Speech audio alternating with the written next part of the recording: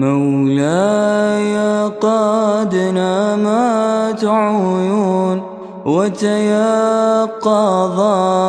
خبرګانو دغه پروګرام چې دی دا زموږ د زکات پیسو تقسیمولو پروګرام دی. تاسو به انشاءالله موږ 12 میاشتې یعنی 12 ځلې تاسو موږ نغد پیسې درکو.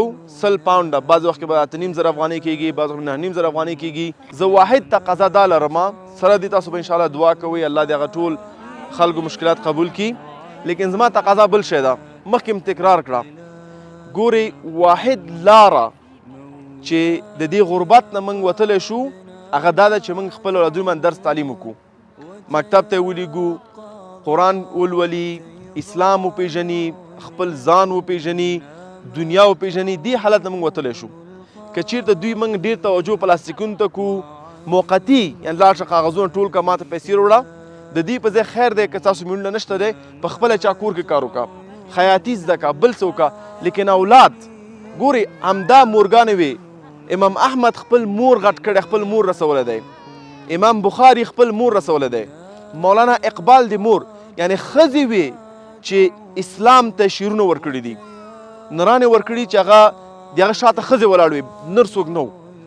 یو مور کولی شي خپل زوی مقام ته ورسوي چې هغه مقام بل څوک وي. دوه مثاله بهترین مثال دی امام بخاري او امام احمد رحیم الله وتعالی. نو تاسو هم دا کار کولی شئ.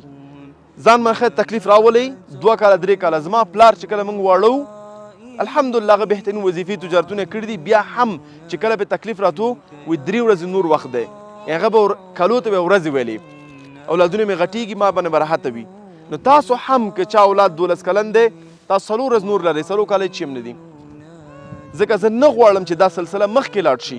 دا کوم څه تاسو دلته ناست یاستئ دا واقعا درد نه ډکه ده. یعنې زه خپل مور خور دلته نشم که تاسو څنګه دلته وګورم.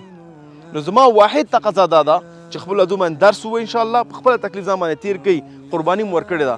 د افغانستان مشکل په ده نه حلېږي زه خپل ژوند کې خپل د افغانستان مشکل حل کړم. نه، افغانستان مشکل په دې حلېږي چې موږ دا قبول کړو چې زموږ په ژوند کې به نه حلېږي، خو راتلونکي اولادونو ته مسیانو کې به دا مشکل حل شي. که دا هم کله قبول کړی بیا مشکل حلېدی شي. انشاءالله جړه ضرورت نشته دی، ما پورې ژړا کوئ دلته.